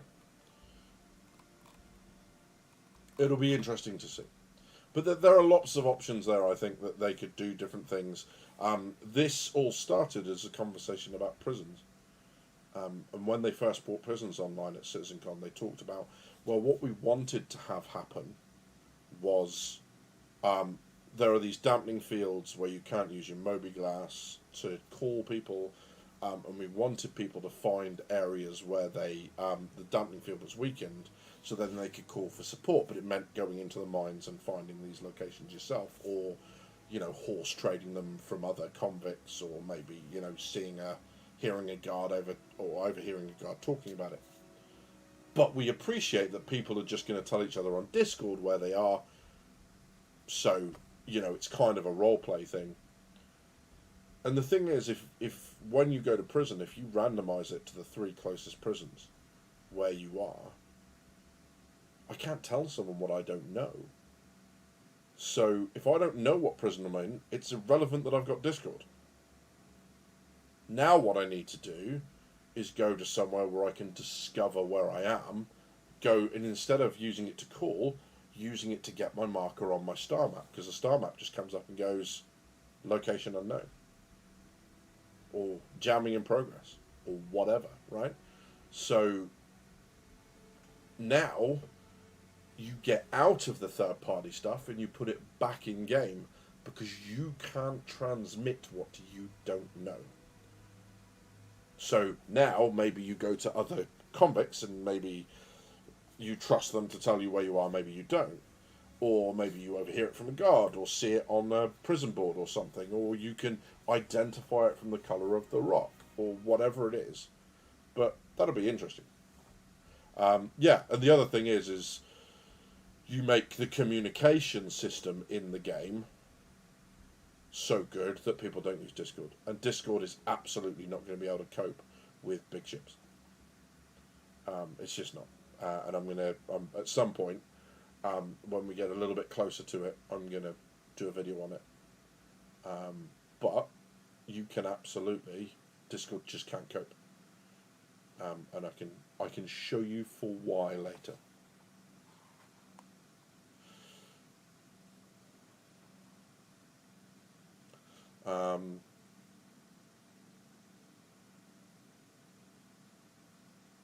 Yeah. Everyone's going to get killed and cry about it at some point, so we should all get Kleenex with the starter packs. I mean, sure.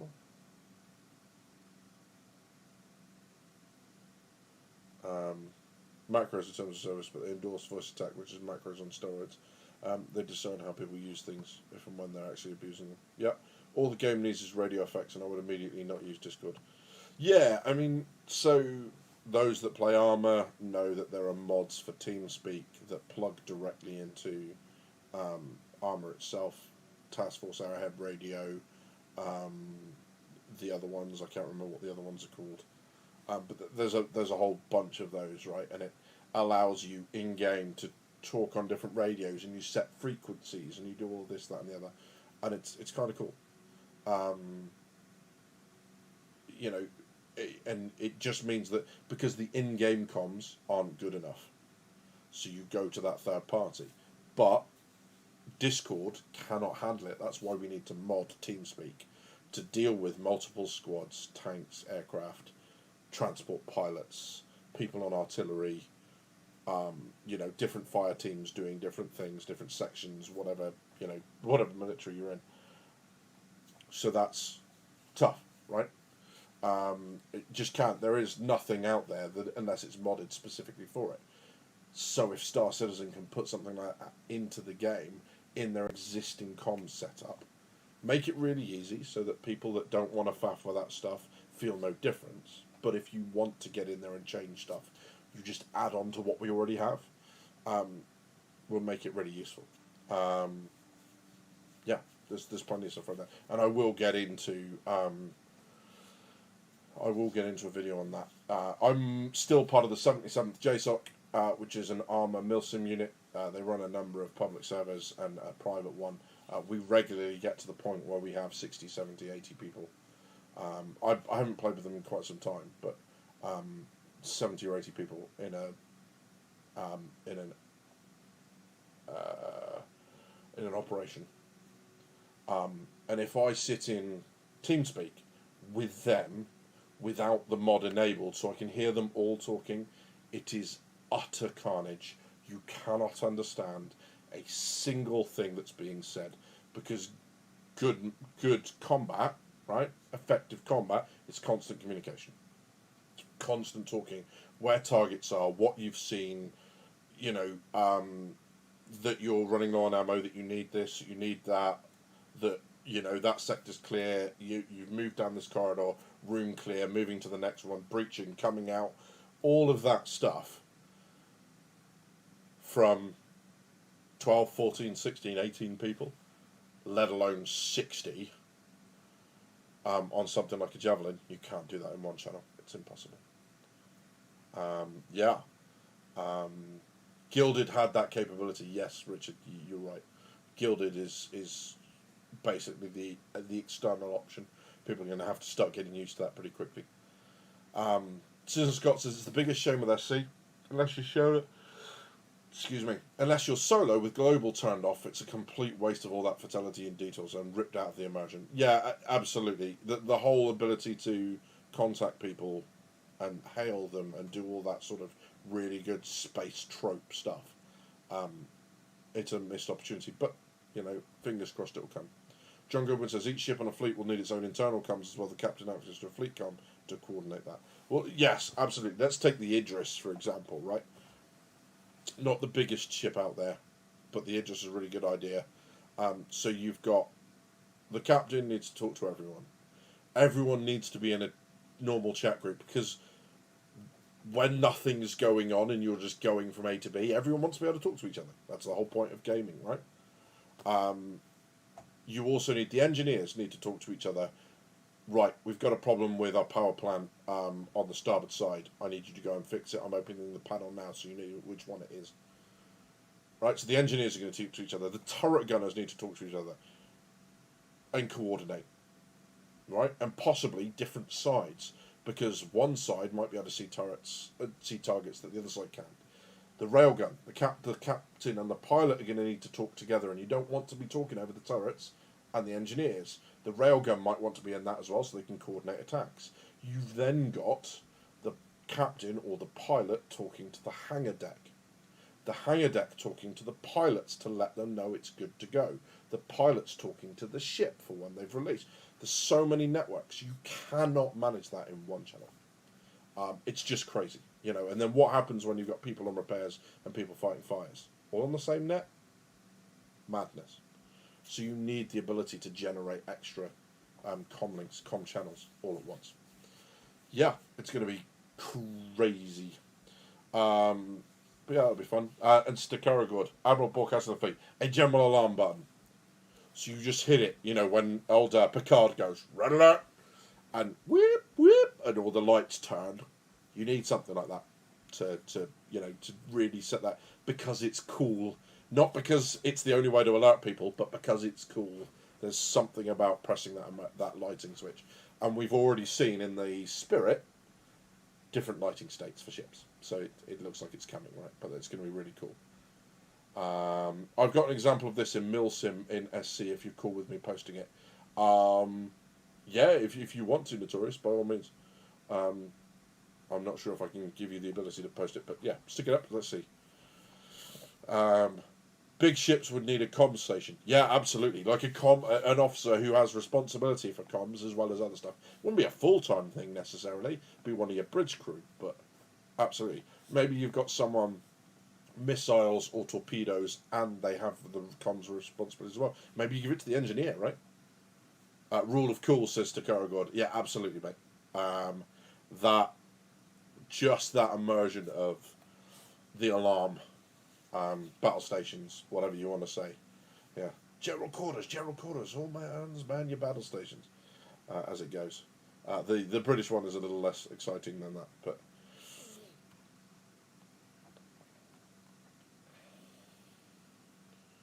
yeah. Idris captain needs to coordinate with every other ship in the fleet. Yeah, absolutely. And how big is the fleet? Like, are you going to have the combat ships coordinating at the same time on the same channel as the ships that are calling for repair or rearm or refuel?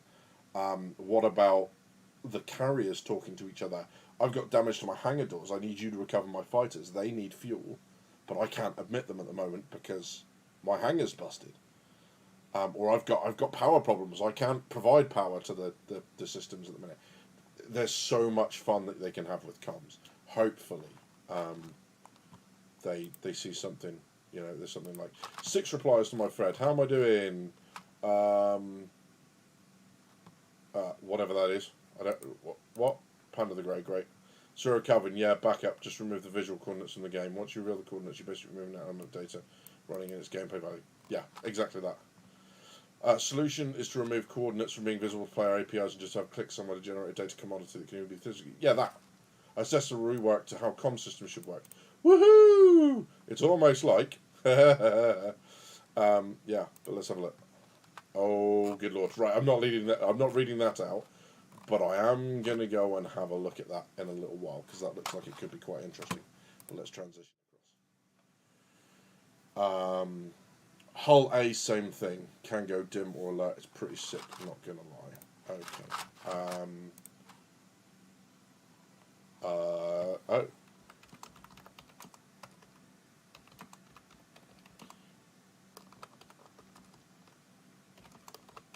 Just responding to him. Sorry. Yes. And also, I don't know if you've noticed, I'm doing a very poor job of getting through my can at the minute. So, cheers all.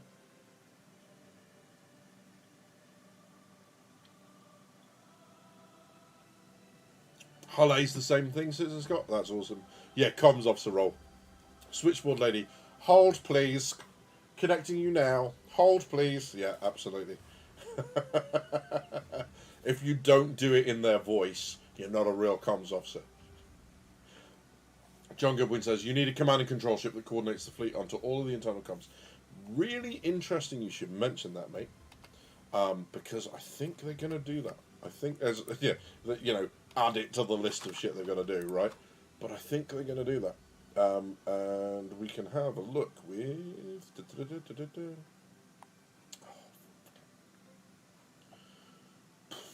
Why? Why is it like this? Why are you... Ugh, tech problems. Although, to be fair, and I'm going to say this now, and it's going to break, but it has been doing much better today. So, let's go onto the far side and let's have a look. So, one of the things that's added in here, and I forget whereabouts it is. Here you go. Right, so at the $13 million mark, all the way back in 2013, 10 years ago, they said, this is still valid, right? Right? I don't know anymore. Supervise the battle from the deck of your Idris or destroyer in the command and control center with advanced command and control packages that allow you to tie all of your ships together and assume central command from the third seat. Okay, which sounds like it's going to be a module, because remember they said on the Aegis and the Javelin there are modules that can be added and removed, and that's very much the same as how it works in a real military ship, right? Is that let's say you have a commander of a task group on, say, a carrier, so you use Illustrious, which was my ship, when Commander Amphibious Task Force was on board, or the task group, we would continue our fight from our normal spaces. We continue it from the ops room, we continue it from the bridge, but we also had a dedicated joint planning area where they would go and they would run the task group. So they would give us orders like they would give anyone else orders. You need to do this, you need to get here by this time, you need to support this position, blah, blah, blah, blah, blah. That's very similar. So you have a command staff that's in control of the battle. The ship is still controlled by its captain and crew. What I'm really hoping, and I know this is hopium beyond hopium, okay? This is out there. Has everyone seen Ender's Game? Right? I'm really hoping that in VR mode, you could actually, if you've got a dedicated play area, you've got all the sensors that figure out where you are in a space, is being able to, as a fleet commander, visually come out of your ship and walk around the battle. So you're stood in your, wherever your man cave is, or your lady cave, whatever, right? And you see all the ships fighting and you see stuff going around, and you just walk around it. And you can see all the stuff, and you can maneuver it and zoom in on things and zoom out again. It would just be, mega. Like, it would be a lot of work. CIG, let's just get CIG to do that. Come on, CIG, chop chop. But yes, Ray Louderbeck says, how about electronic warfare for communications? Jamming, spoofing, absolutely.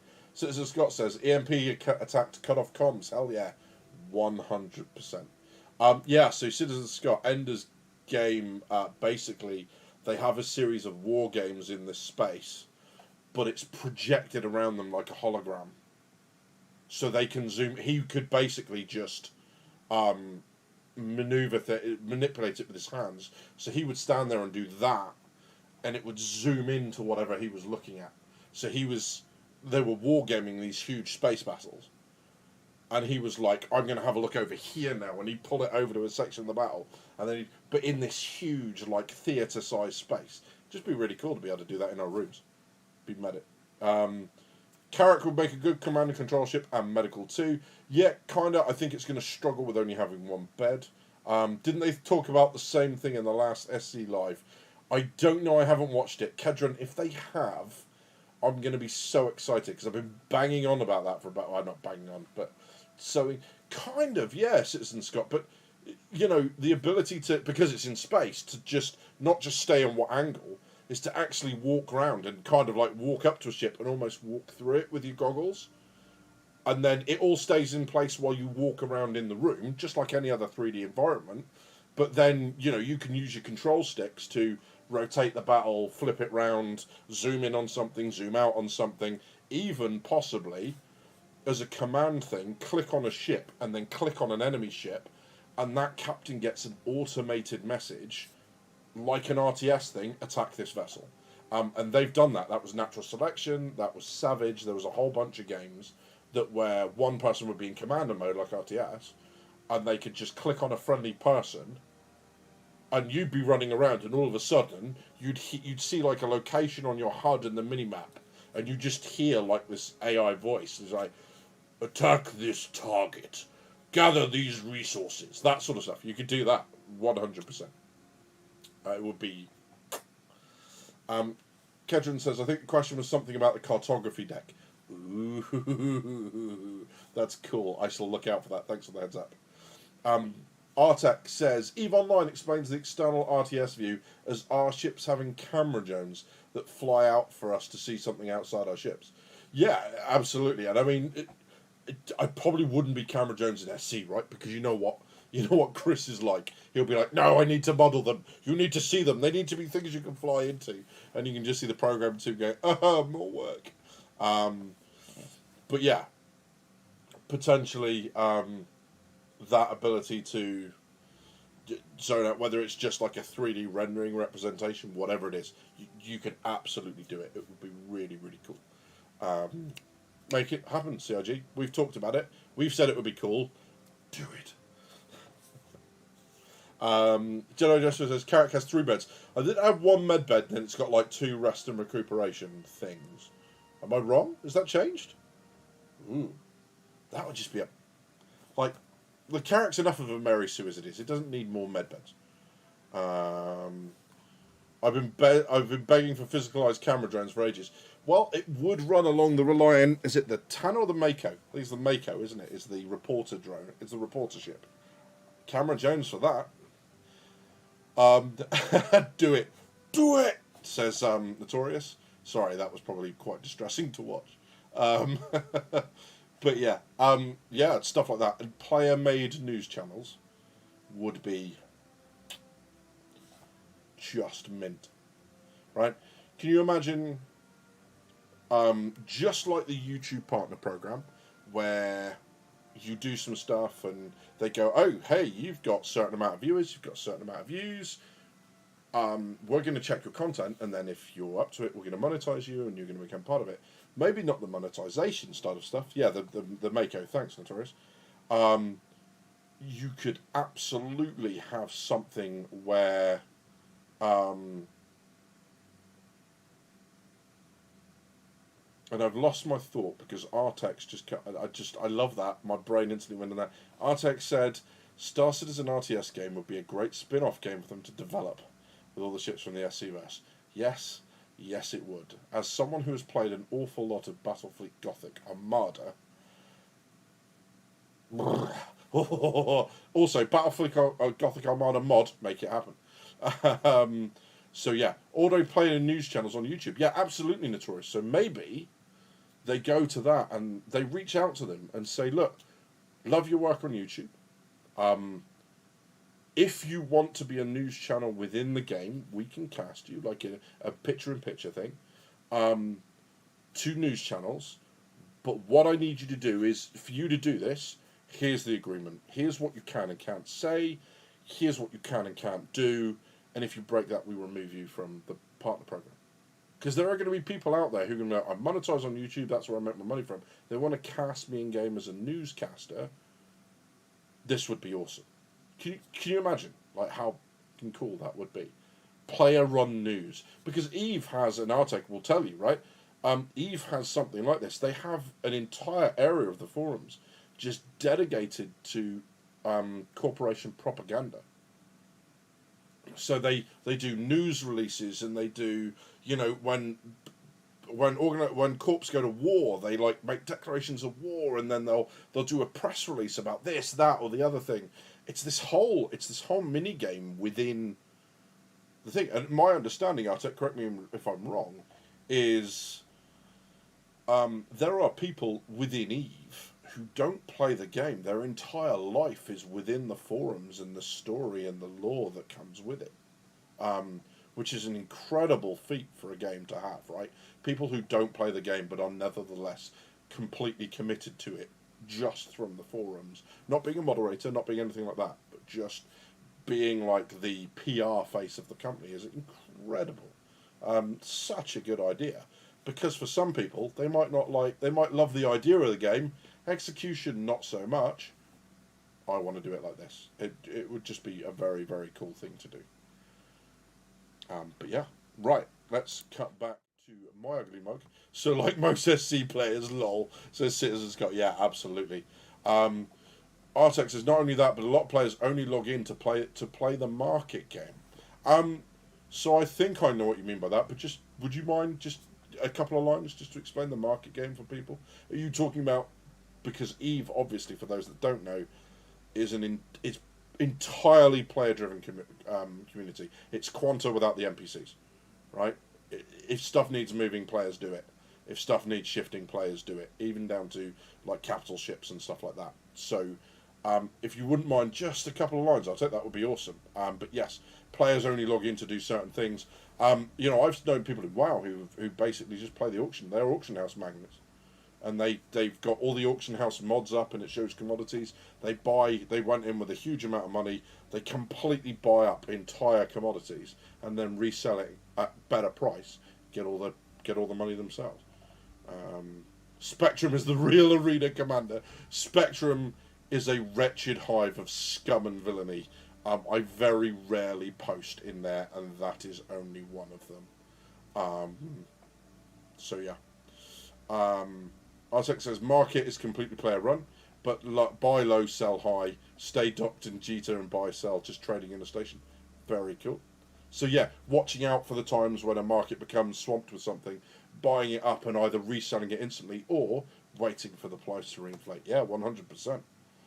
Obviously, the problem with that within, not saying that you're suggesting that Star Citizen does that, but you know, obviously the Quanta will muck with that. But then again, you know, blockades causing conflict in places to artificially push up prices, corporations driving conflict. Some would argue that that's happening now, right? But certainly within the game, you could do all sorts of stuff. If they get the economy as good as they're talking about, wow, right? Incredibly cool.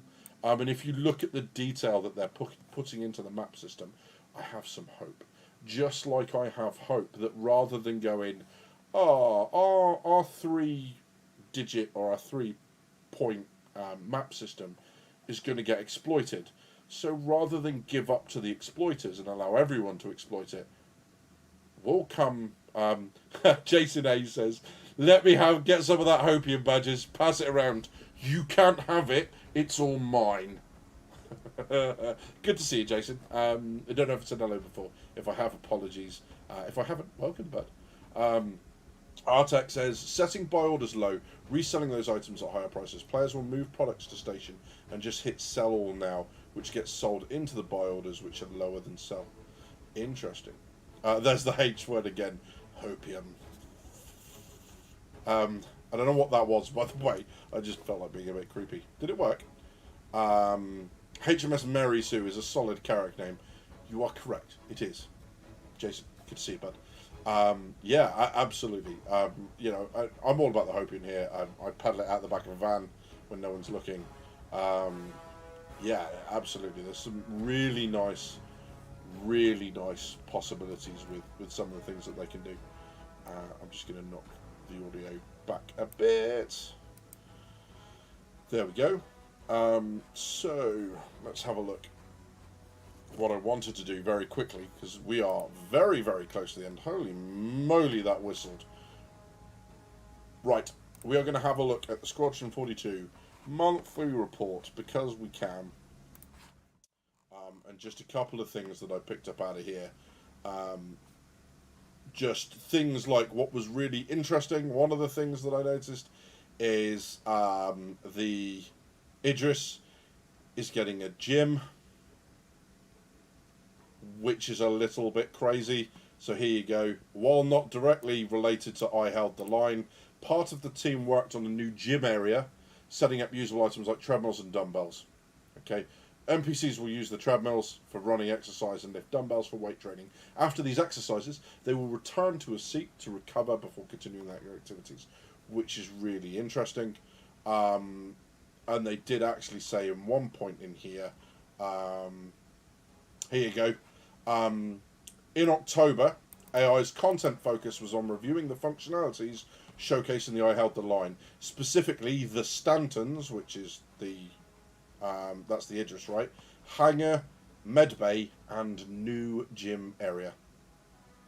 So at least one Idris has got a gym, which is kind of cool. I was like, so seen a lot of posts recently on Spectrum about controller support. Think they'll ever add support for the Xbox Elite controllers and Razer Wolverine V2 Chroma with the 4 underside pedals? All I can say about that, mate, is I hope so. I know they've stopped with a lot of the external support at the moment. Things like VR was stopped just because they found that everything that they were changing at such a rate that it would break that support. And they were like, hey, instead of having to fix this every patch, let's just leave it down the line. So I really hope, for those that use it, it does come at the end.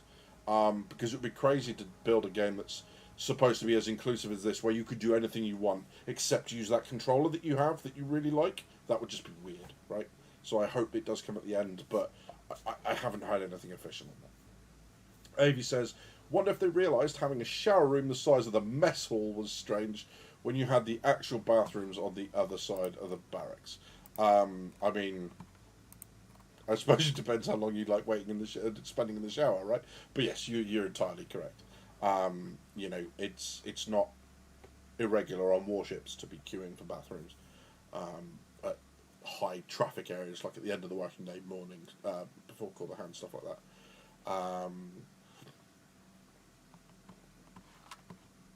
Cool. So that's that sort of stuff.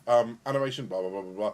There's one bit that I'm just going to scan through. Here. Okay, so under the AI features is this paragraph, which is the last paragraph under their section. And I'll read out the whole thing and then say why I've targeted it. AI features are currently developing an all-encompassing test level for combat that will allow them to test all of their features together. There, they can add various parameters and select different enemies with varying combinations of traits. This new level will be used to test combat consistency across to the PU and Squadron 42, and will provide a solid place to test improvements and bug fixes to AI combat and its related functionality. For example, ammo usage, mounted weapons, attack and defend areas, medics, accuracy, and stealth gameplay. Okay. So that's interesting, because they are currently developing it. So they're building a test level, which they then have to test, which is both PU and Squadron 42, but it is Squadron 42. So one of the things that I picked up multiple times in these reports on the lead up to CitizenCon was how everything was talking about finishing, bug fixing, polishing, finished. Nothing was saying started, right? So what's interesting is now we've seen. So now they are developing something new, and yes, it's a test level, and it's a really good idea. They need it, right, to make combat in the game feel as good as it needs to be, because we all know that AI is the weak point of this game. It's either absolutely SEAL Team 6 or it's Derp Team 6, right? It doesn't seem to have any middle ground. If you end up on a barely, populated server with only a couple of people on it, you go to do a bunker, they are mental. If you're on a full server, they don't know you're there till they're dead. So, yeah, they're going to have to balance that stuff. And obviously up the server FPS as well. Other than that, not a lot in here that I saw. Kind of just kept banging through and bits and pieces. Interesting that they talk about welding animations and that sort of stuff. Maybe that's an NPC only, right, rather than us doing that to report stuff. But yeah, quite a short one, as you would expect. Lots of stuff happening in terms of fixing clouds and terrain height maps and all that sort of stuff. And then here you go. Temporal cloud render mode will commence in November. So that might be something that they can add to Squadron 42 post-launch. But again, another indication that Squadron 42, despite being feature complete, is not just around the corner. Which is probably a surprise only to myself, right? But yeah. Think a lot of the AI NPCs function properly is still in limbo until the replication layer and server meshing stuff gets out. NPCs hog so many resources. Yeah. And with the cloud type, let's go. Yeah, and bedsheet deformation tech, citizen. Don't forget that, mate. The star cloth. Just put star in front of it and it works. Star cloth, star NPC, star food, star whatever. Star toilet. Star hygiene. I don't know. Just put star in front of it. It works. But yes. Yeah, lots of good stuff. But that server meshing, watching that back was incredible. It's low key. It's the most understated thing they've ever done. But watching those items move from one server to another, no lag, no change of position, just seamless. Watching someone in one server shoot stuff in another server is crazy. And it happened in real time. Just bonkers. So good. And just a really big moment for the game in total. Clouds, I can't wait for lightning storms. Flying through a storm will be epic. They showed it at Pyro, didn't they? The last online one they did, as they were coming down to land in Pyro, they had jagged lightning and all sorts of stuff. So, yeah, absolutely. Scott says, I'm not even joking, lol. The grainy clouds right now look super stupid.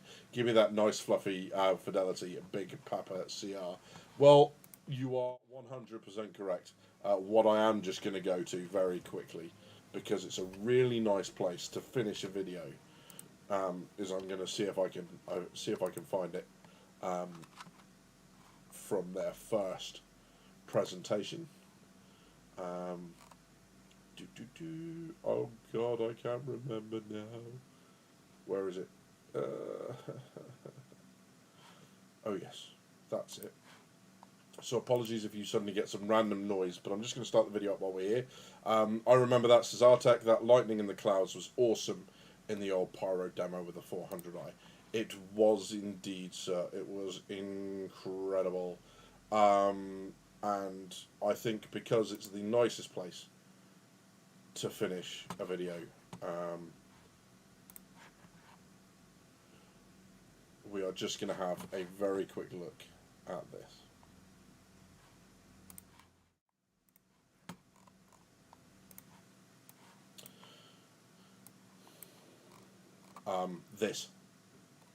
This bit is unreal.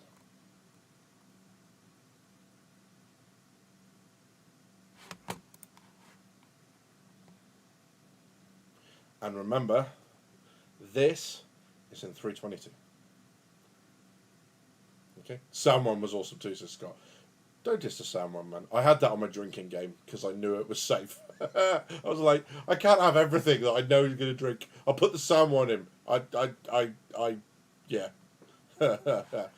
Absolutely incredible. So, just because it is quite simply one of the most graphically stunning bits that they did, I'm going to leave you guys with this on the outro.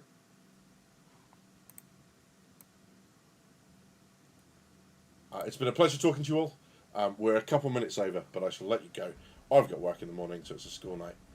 You've been watching Drinkers with Gaming Problems. Thank you very much for stopping by. I'll see you soon.